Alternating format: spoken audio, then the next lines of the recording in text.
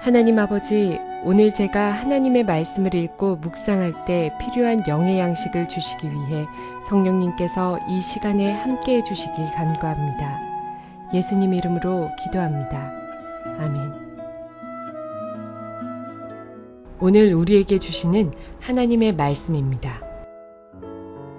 너희는 이래 동안 무교병을 먹을지니 그 첫날에 누룩을 너희 집에서 제하라. 무릇 첫날부터 일곱째 날까지 유교병을 먹는 자는 이스라엘에서 끊어지리라. 너희에게 첫날에도 성회요 일곱째 날에도 성회가 되리니 너희는 이 두 날에는 아무 일도 하지 말고 각자의 먹을 것만 갖출 것이니라. 너희는 무교절을 지키라. 이날에 내가 너희 군대를 예굽 땅에서 인도하여 내었음이니라. 그러므로 너희가 영원한 규례로 삼아 대대로 이날을 지킬지니라. 첫째 달 그 달 19날 저녁부터 21일 저녁까지 너희는 무교병을 먹을 것이요 이래 동안은 누룩이 너희 집에서 발견되지 아니하도록 하라. 무릇 유교물을 먹는 자는 타국인이든지 본국에서 난 자든지를 막론하고 이스라엘 회중에서 끊어지리니 너희는 아무 유교물이든지 먹지 말고 너희 모든 유하는 곳에서 무교병을 먹을지니라. 사랑하는 성도 여러분, 평안하셨습니까? 오늘도 주님께서 주시는 말씀과 함께 은혜로운 하루를 살아가시기 바랍니다. 오늘 우리에게 주실 하나님의 말씀은 출애굽기 12장 15절에서 20절 말씀으로 오늘도 무교절에 대해서 한 번 더 말씀드리겠습니다. 오늘 이제 마지막 절에 보면은 하나님께서는 이 무교절을 지키지 않는 자, 즉 무교병을 먹지 않고 또 그 집안에 있는 누룩들을 다 제거하지 않는 자는 이스라엘에서 끊쳐지리라고 말씀하고 있습니다. 즉 이것이 무슨 얘기입니까? 구원의 반열에서 떨어질 수 있다는 것을 말씀합니다.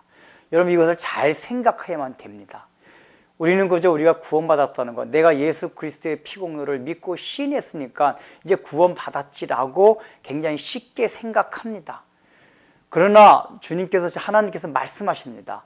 너희가 이 무교병을 먹지 않으면 이스라엘에서 끊어지리라. 이건 분명히 하나님의 말씀입니다.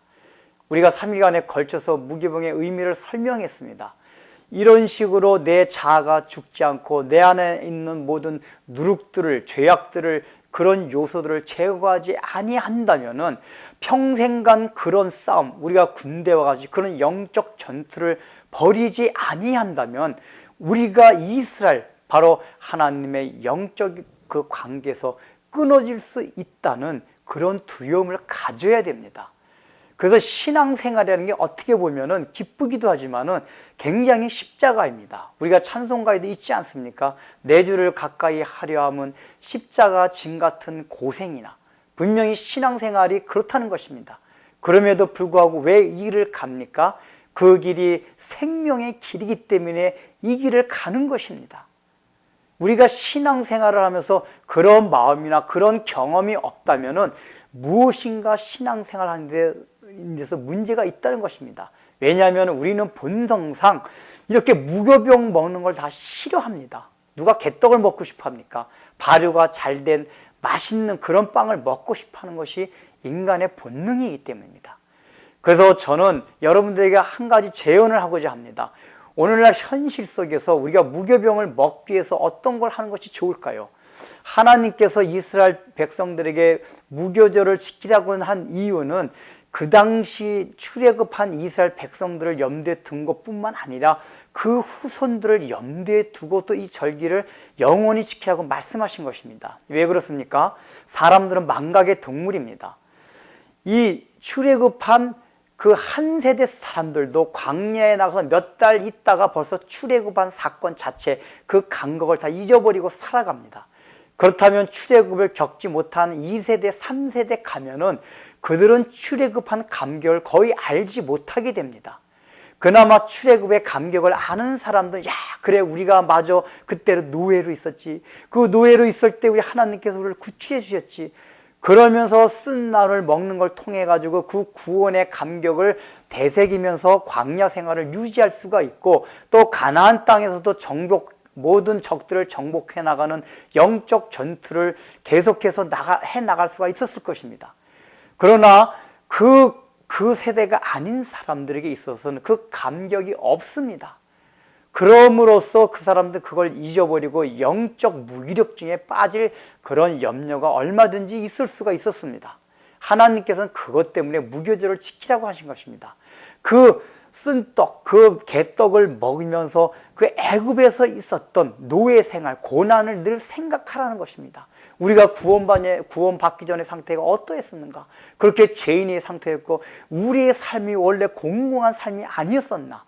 이러한 구원받기 전의 삶을 생각한다면은 우리의 신앙생활에 있어서 어떤 어려움이 온다 해도 그것을 이길 수 있는 능력이 생긴다는 것입니다. 오늘날 우리의 삶이 얼마나 편해졌습니까? 우리가 이런 편해지는 것을 인해서 우리가 구원받기 전에 우리가 그 전의 삶의 상태를 잊어버리기가 쉽습니다.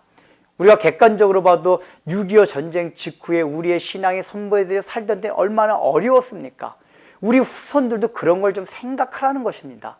그 조상들이 조상들이 겪었던 그 고난의 떡, 그 고난의 시기를 깊이 좀 생각하라는 것입니다. 그것을 생각하지 않으면은 구원의 감격을 놓칠 수 있고 그것으로 인해서 오늘날 우리의 삶 가운데 어려움이 오면은 금방 신앙생활에 있어서 회의가 올 수 있다는 것입니다. 그런 것을 위해서 저는 우리의 오늘날 삶 가운데도 우리가 의식적으로 스스로 이 이스라엘 백성들과 같이 일주일간, 1년에 일주일간이든지 일주일을 4번 나눠서 정해가지고 무교절과 같이 좀 쓴 떡, 개떡을 먹는 어떤 그 시간을 정해놓는 것이 필요하다고 생각합니다. 그 무교절이라는 건 무엇입니까? 개떡을 먹으라는 것이 아니라 금식을 정하든지 아니면 우리는 이렇게 멀티미디어가 우리가 발달돼 가지고 날마다 그것만 접하고 사는데 모든 멀티미디어들 일주일간 딱 끊고 하나님과 한번 독대하면서 그렇게 산다든지 하여간 자기 나름대로 그 생활권에 있어서 나와 하나님과 방해하는 어떤 환경들을 좀 그런 요소들을 다 제거하고 일주일씩 한번 정해놓고 그렇게 하나님과 조용하게 지낼 수 있는 시간들을 정해놓고 살아가면 어떠냐 하는 것을 제가 한번 제언하는 것입니다. 그런 것을 통해 가지고 그래 내가 원래 그 전의 삶은 이렇게 지금 풍요로 그렇게 살아가고 있지만 그런 삶이 아니었지 않느냐. 그것을 생각하면서 내가 구원받은 것을 다시 한번 생각하고 구원받은 기쁨과 감격이 얼마나 크다는 것을 다시 생각하면서 비록 우리의 현재의 삶이 풍요롭고 풍족한 삶이라 할지라도 시시때때로 애굽에 있었던 고난의 시기 그것을 생각할 수 있는 그러한 우리가 환경적인 것을 스스로 만들면서 살아가는 것이 우리 신앙생활에 굉장히 유익하다는 것입니다. 그것이 우리가 하나님과 영적 관계에 있어서 단절되지 않는 중요한 어떤 삶의 패턴이 될 수 있다는 것을 여러분 스스로 생각하시기 바랍니다. 기도하겠습니다. 하나님 아버지, 우리는 그저 구원받은 것이 기쁨이라고 생각하지만은 하나님께서는 말씀하십니다. 무교병을 먹지 않는 신앙생활이 나중엔 이스라엘에서 끊어질 수 있는 굉장히 무서운 것임을 경고합니다. 우리가 날마다 영적 전투를 하며 내 옛자를 죽이고 내 속의 죄악들을 요소들을 제거하지 않는 삶이 얼마나 하나님 아버지 그 구원이 완성되지 아니하는 구원이라는 것을 늘 마음에 경각심을 가지고 오늘날 이렇게 풍요로운 우리가 사회 속에서 세상 속에서 우리도 이스라엘 백성들이 무교절을 지킨 것 같이 그저 일주일이든 3일이든 어느 날을 정해서 우리가 쓴 떡을 먹으며 고난의 시기를 생각하며 우리가 다시 한번 구원의 간격과 의미를 생각하며 우리의 신앙생활을 점검해 볼 수 있도록 도와주옵소서. 예수님의 이름으로 기도드립니다. 아멘.